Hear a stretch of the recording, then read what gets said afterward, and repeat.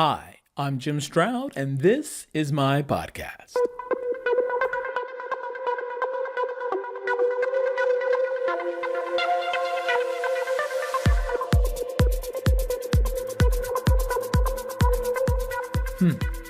Would you work for a machine? Some people are working for a machine right now, although they may not be aware of it. Could you be one of them? I discuss humans and machines working together and its effect on the future of work right after this message.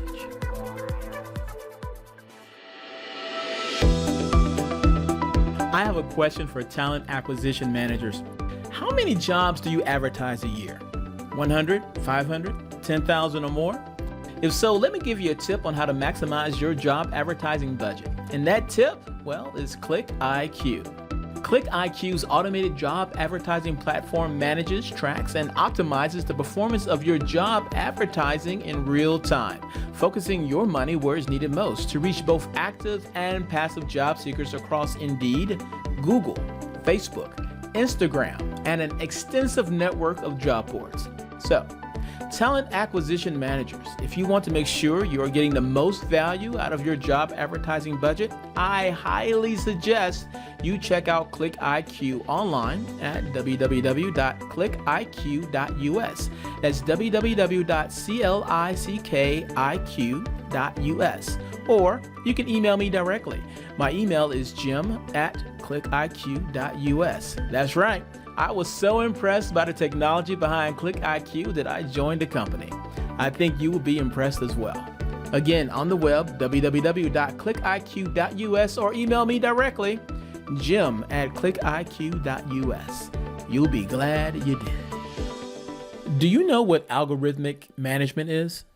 According to the Data and Society Research Institute, algorithmic management is a diverse set of technological tools and techniques to remotely manage workforces, relying on data collection and surveillance of workers to enable automated or semi-automated decision-making. Translation: instead of working for the man, you are working for the machine.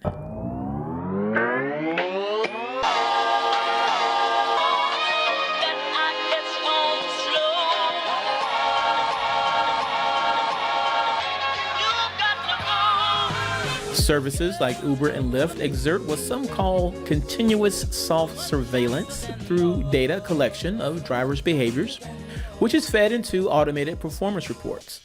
While drivers have the freedom to log in or log out of work at will, once they're online, their activities on the platform are heavily monitored.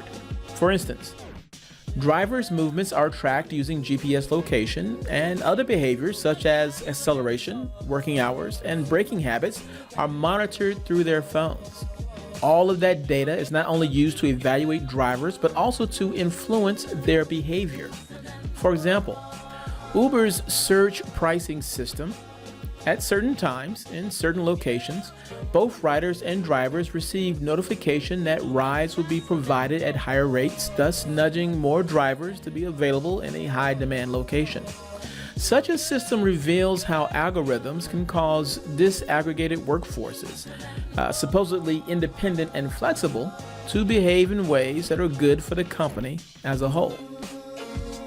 In 2016, UPS drivers began receiving driving directives from Orion, which stands for On-Road Integrated Optimization and Navigation. This is an algorithm developed internally by UPS to optimize delivery routes by finding the most time and cost-effective trip routes for a delivery. The company claims the algorithm has reduced unnecessary delivery truck travel by 100 million miles annually.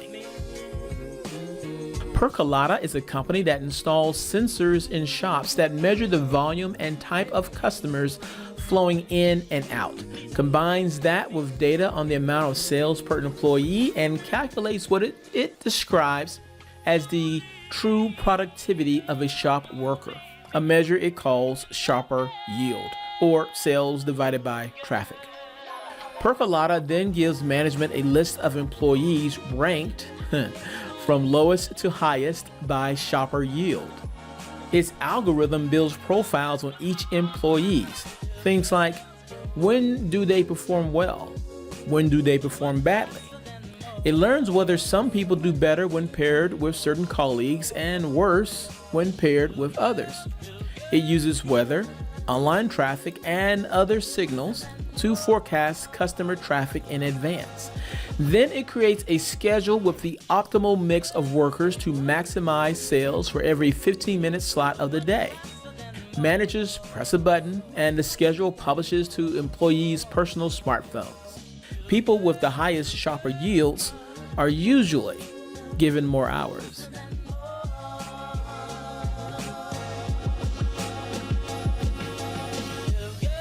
There has been a lot of concern about robots taking jobs away. If you were to do a search engine search on robots versus whatever your job title is, no doubt, you would see lots and lots and lots and lots and lots and lots of articles detailing how the machines were taking over, stealing jobs away, and basically destroying life as we know it. With respect, any and all alarms of progress will not stymie progress. In an earlier century, people protested the steam engine, the cotton gin, the spinning jenny, because these cutting-edge technologies of the time threatened the way of life of so many people. Long story short, civilization advanced, and spoiler alert, it will continue to do so. And with the case of robots and automation, well, that's not a bad thing. Consider this. Daniela Rus, who is the director of MIT's Computer Science and Artificial Intelligence Lab, she was speaking at a conference recently on the future of work, and she had this to say. Machines can actually make a difference to any field where there is a lot of data. And in particular, medicine is a super great example. So let's take medicine as an example. And I like to focus on radiology, because machines today can read more radiology scans in a day than a radiologist will see in a lifetime. And in a recent study, machines and doctors were asked to look at radiology scans of lymph nodes and classify them cancer or not cancer. The error of the human was 3.5%. The error of the machine was 7.5%. But working together, the machine and the human had an error of 0.5%, because humans can do some things better than machines, and machines can do something better than humans. When you put it all together, everyone wins. And this from CNN Business. Unbabel, a Lisbon-based startup, combines AI technology with human expertise to perfect language translation. Here's a clip.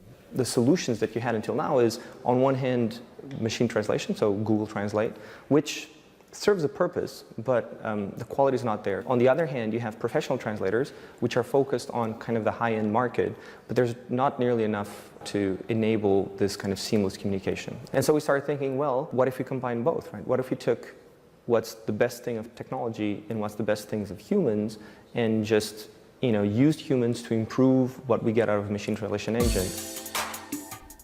And one more, this time from CNBC. They interviewed Tom Dorris of LiquidNet, who says artificial intelligence should be seen as a tool for human decision makers in investments and should not be seen as an automated process. The AI component, I'm not quite sure how that fits quite in yet. Is that on the active side, or does that work itself into the robo side? I think the industry is trying to figure out how these new technologies can be applied to the investment process in general. What our point of view is that it's more about being RoboCop rather than Terminator. It's about augmenting rather than replacing, right? So what we find is a successful application of artificial intelligence is to find anomalies in the market and then hand it over to the human individual to judge what is happening in that situation. So we can augment intelligence, make you more effective, have your focus be more intelligently applied to unfolding situations, not dissimilar to what news services do. So should we all relax about the machines taking over the workplace and just get used to it? Well, yes, as long as human beings are part of the process. The moment you remove people from the decision-making process and put your trust solely in machines and algorithms, then you have legitimate cause to be concerned about the future of work. At least, I think so. What do you think? Leave a comment. I want to know.